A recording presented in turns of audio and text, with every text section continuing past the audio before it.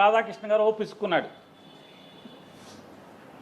ఇట్లా రబ్బర్ పసుపు బంతి ఉంటుంది కదా, పిసుకోవటం అని మామూలుగా ఫిజియోథెరపీలో పిసుకుతారు, అట్లా పిసుక్కున్నాడు ఆంధ్రజ్యోతి రాధాకృష్ణ గారు. కేసీఆర్ మా బాబు గారిని ఇట్లా అంటాడా? ఏమని బిజినెస్ సమ్మిట్లో 5 స్టార్ హోటల్లో పనిచేసే వాళ్ళు తీసుకొచ్చి కోట్లేసి నుంచో పెట్టారని. అంతకేదో రామోజీరావు గారు పిసుక్కున్నాడు. ఎప్పుడు పాత రోజుల్లో 2004 ముందు రామారావుని పడేసిన తర్వాత చంద్రబాబు నాయుడుకి బిజినెస్ సమ్మిట్ అంటే ఏం లేదయా, వేసాకాలానికి మన చలికాలం అప్పుడు నేపాల్ వాళ్ళు వచ్చి రోడ్ల పక్కన సెట్టర్లు అమ్మేవాళ్ళు, ఇప్పుడు అమ్మట్లు అప్పుడు అమ్మేవాళ్ళు, వాళ్ళకే తెచ్చి కోట్లు వేసేసి తీసుకొచ్చి సంతకాలు పెట్టి ఫోటో తీసేస్తున్నాడయ్యా చంద్రబాబు అని చెప్పి రాజశేఖర రెడ్డి గారు అనేవాడు. అప్పుడు సెట్టర్లు అమ్మేవాళ్ళని కోట్లు వేసి తీసుకొచ్చాయండి. ఇప్పుడేమో కేసీఆర్ అన్నాడు హోటల్లో కుక్కులను తీసుకొచ్చి హోటల్లో పనిచేసే వాళ్ళని తీసుకొచ్చి 5 స్టార్ వాళ్ళని కోట్లు వేసి సంతకాలు పెట్టి ఊరికే ఫోటోలు దిగుతున్నాడని చెప్తారు. ఇది కూడా అంతే కదా.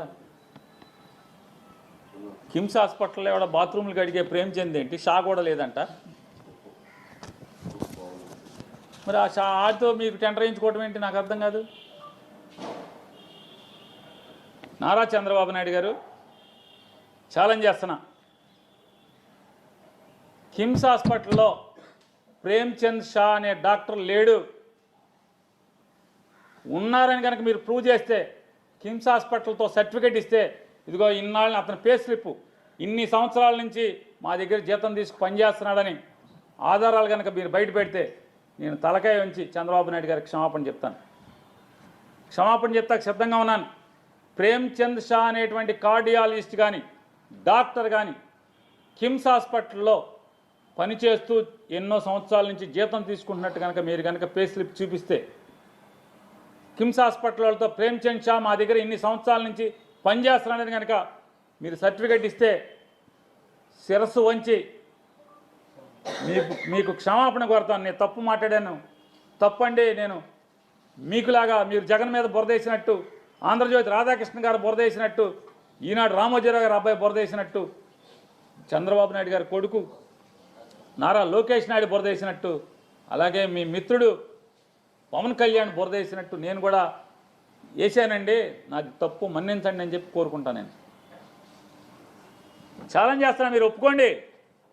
మీరేం చేస్తారు? ప్రేమ్చంద్ షా అనేవాడు కిమ్స్ హాస్పిటల్లో వైద్యుడు కాదు అని నేను చెప్తున్నాను. వైద్యుడని మీరు ఆధారం తీసుకురండి. మీరు తేలేకపోతే ఏం చేస్తారు? ఇవాళ ఏమైంది? ఆనాడు రాజశేఖర రెడ్డి గారు నేపాల్ వాళ్ళు రోడ్ల పక్క స్వెటర్లు అమ్మే వాళ్ళని తీసుకొచ్చి కోట్లు వేయించి అప్పుడు ఫోటోలు తీసామని రాజశేఖర రెడ్డి గారు చెప్పాడు. కేసీఆర్ గారు ఏమో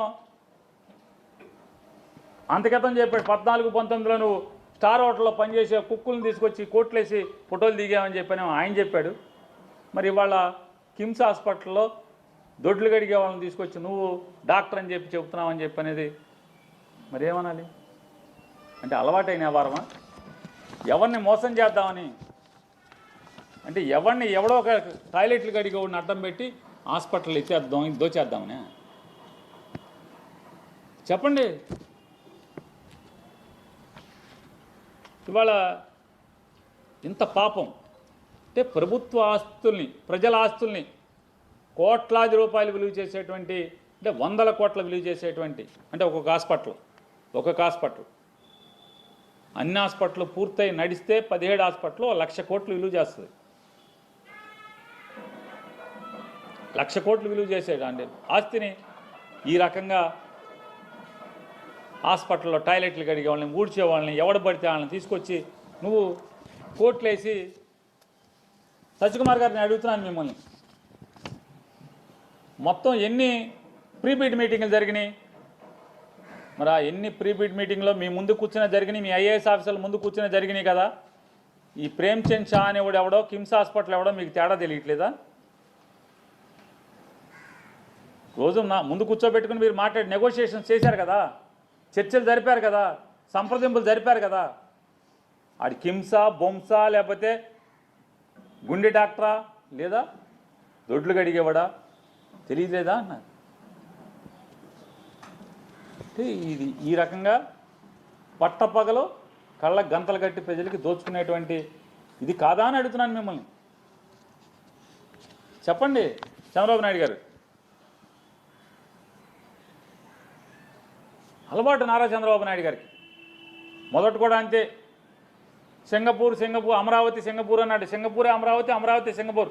మీరు కళ్ళకు గంతలు కట్టి సింగపూర్ నుంచి ఏమన్నా తీసుకొచ్చి అమరావతిలో వదిలేస్తే ఇదేంటి నన్ను ఏ బజార్లో వదిలేరు, సింగపూర్లో ఇది ఏ బజార్ కొత్తగా ఉందని అంటారు సింగపూర్ వాళ్ళు అన్నాడు.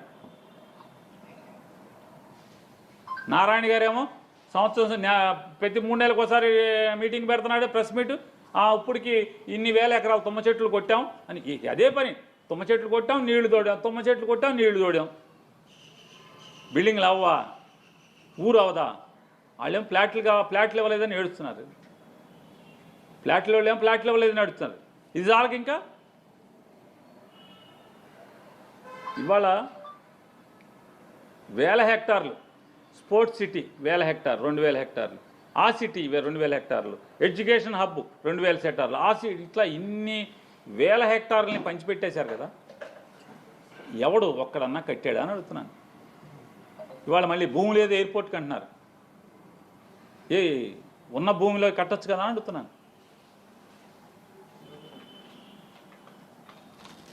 ఆ రోజు సింగపూర్ ఏమయ్యాడు? ఇవాళ సింగపూర్ లేదు. అప్పుడు కూడా సింగపూర్ ప్రభుత్వం మన అమరావతిని కడుతుందని చెప్పి ప్రెస్ మీట్లు పెట్టారు. ఈ మెడికల్ కాలేజీలు తంతులాగానే వైజాగ్లో 20 లక్షల కోట్ల తంతు కూడా ఇదే. సింగపూరే కడుతుంది ఇక్కడ అని చెప్పారు సింగపూర్ గవర్నమెంట్. కానీ సింగపూర్ గవర్నమెంట్ మాకేం సంబంధం లేదండి. ఆడు ఈశ్వరన్ కన్సార్షియం అన్నాడు. ఈశ్వరన్ ఎక్కడ అంటే జైల్లో ఉన్నాడు ఇప్పుడు. ఆడు ఏంటంటే ఆడు అవినీతి చేసి ఇచ్చాడు, దొంగాడు అని జైల్లో వేశారు సింగపూర్ గవర్నమెంట్. అతను చంద్రబాబు ఫ్రెండ్ ఆ దొంగ. కానీ భారతదేశంలో చట్టాలేమో ఇంకేం బెయిల్ ఇచ్చేస్తాయి, ఓకే కోర్టులన్నీ. ఆడు ఈశ్వరన్ ఇంకా బయట రావట్లా. ఇవాళ సింగపూర్ కట్టరా మాకు? చంద్రబాబు నాయుడు గారు సింగపూర్ కట్టరా అమరావతిలో? సింగపూర్ అయిపోయింది. ఇప్పుడు మళ్ళీ కొత్తగా ఏదో వియత్నామో అదో ఇది ఇంకెల్లా తిరుగుతున్నాడు ప్రస్తుతం.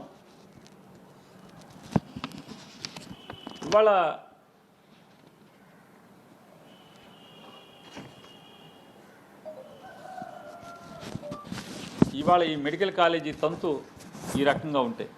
చూసాం కదా ఎంత దోపిడి అంటే. పట్టపగలు ప్రజలకి కళ్ళ గంతలు కట్టి నిర్భీతిగా నిర్భయంగా గుండెలు తీసిన దొంగలాగా వీళ్ళు దోచుకునేటువంటి కార్యక్రమం మనం చూస్తున్నాం.